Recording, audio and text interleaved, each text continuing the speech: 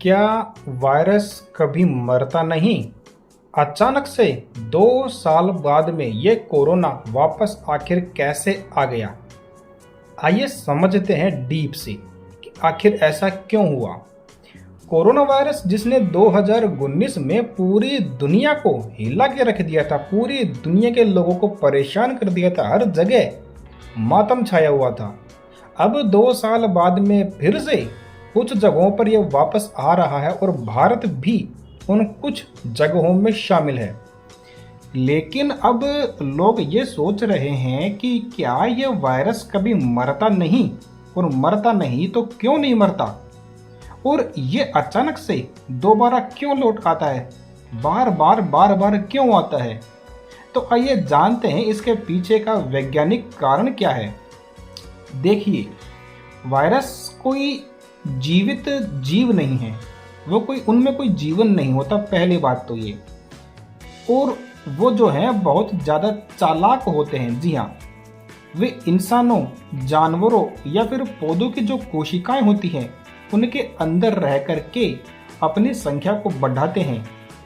यानी कि इन वायरसों को सब अपनी संख्या बढ़ाने के लिए किसी प्रकार के होस्ट की ज़रूरत होती है। होस्ट यानी कि जिसके अंदर वो रह सके और अपने आप को बढ़ा सके, वहाँ रह करके अपनी कॉलोनी बना सके।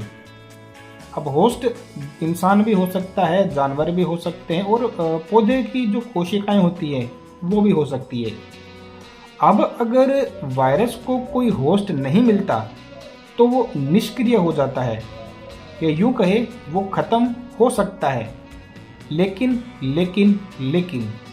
कुछ वायरस जैसे कि कोरोना, ये कोरोना है ना, ये कुछ वायरस में ही आता है। तो ये जो कोरोना है ना, ये पर्यावरण में कुछ समय तक जीवित रह सकता है, वो भी बिना किसी होस्ट के। जी हाँ, यही इसकी खास बात है और यही बात हमारे लिए खतरनाक साबित होती है। साथ ही अगर ये इंसानों में फैलते रहते हैं तब तो ये कभी खत्म ही नहीं होते।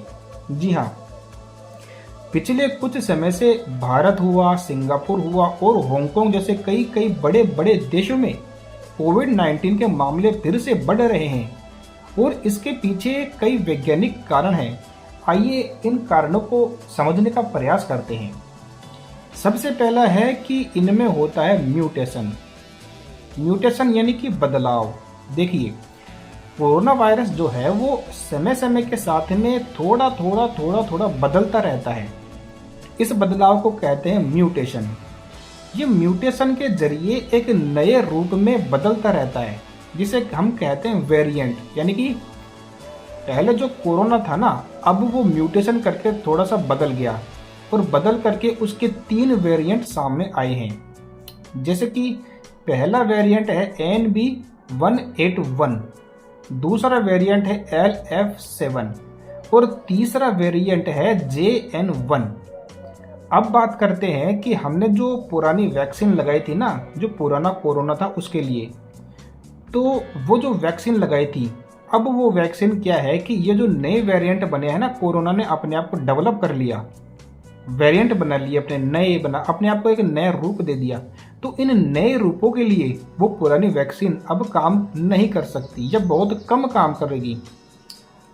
और इन तीनों वेरिएंट में जो सबसे ज़्यादा देखा गया है ना भारत में, वो है JN1 वेरिएंट।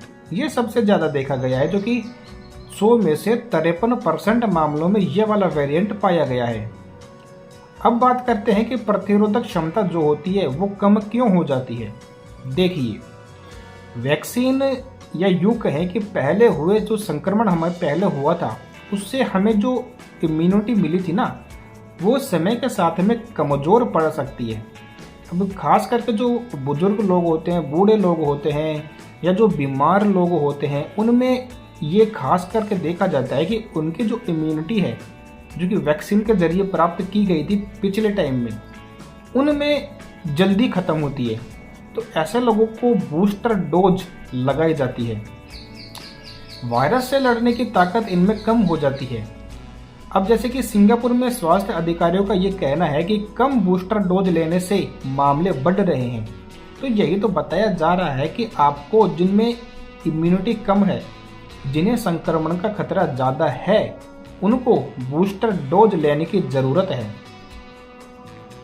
देखिए, जब मामले कम हो जाते हैं ना, यानी कि यूं कहें कि जब खतरा कम हो जाता है, तब लोग मास्क और सैनिटाइजर जैसी जो गाइडलाइन होती है इनको फॉलो करना बंद कर देते हैं और सामाजिक दूरी जैसे नियम भूल जाते हैं।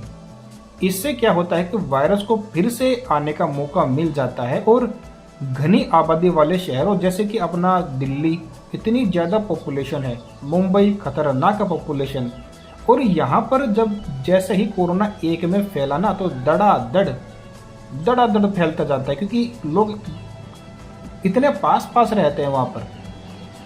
आगे बात करें कि क्या मौसम और यात्रा का भी इस पर कोई फर्क पड़ता है क्या। देखिए, ठंडा मौसम या फिर बारिश जो होती है वो वायरस के फैलने में मदद करती है। जी हाँ, गर्म वातावरण में ये इतना एक्टिव नहीं रह पाता, लेकिन ठंडा मौसम हुआ या पानी का हुआ, नमी वाला हुआ या बारिश वाला हुआ ना, उसमें ये अच्छी खासी तरीके से फैलता है। और साथ में ही लोग जब ज़्यादा मात्रा में यात्रा करते हैं ना, एक स्थान से दूसरे स्थान पर जाना, या साथ ही जैसे कि छुट्टियों में एक जगह से दूसरी जगह जाना, तो ऐसी सिचुएशन में ये जो वायरस है ना, ये एक जगह से दूसरी जगह पहुंच जाता है और बड़ी तेज़ी से फैलने लगता है। सिंगापुर में चीनी का जो नया वर्ष आया ना, उस समय यात्रा करने वाले लोग जो थे ना, उनकी वजह से मामले बहुत ज़्यादा बढ़ गए। अब बात करते हैं कि क्या अब का जो कोरोना है ये पहले के जितना ही खतरनाक है या उससे कम खतरनाक है। देखिए, अच्छी खबर ये है कि अब ये जो नया वेरिएंट आया है ना, ये ज़्यादातर इसके लक्षण अभी तो हल्के हैं, जैसे कि बुखार, खांसी या सर्दी। भारत में जो नए मामलों में गंभीर बीमारी के संकेत तो कम है, लेकिन ज़्यादातर मरीजों को अस्पताल में भर्ती होने की ज़रूरत नहीं पड़ रही। फिर भी आपको सतर्क रहना ज़रूरी है, क्योंकि पता नहीं कब कोरोना अपना नया रूप दिखा दे।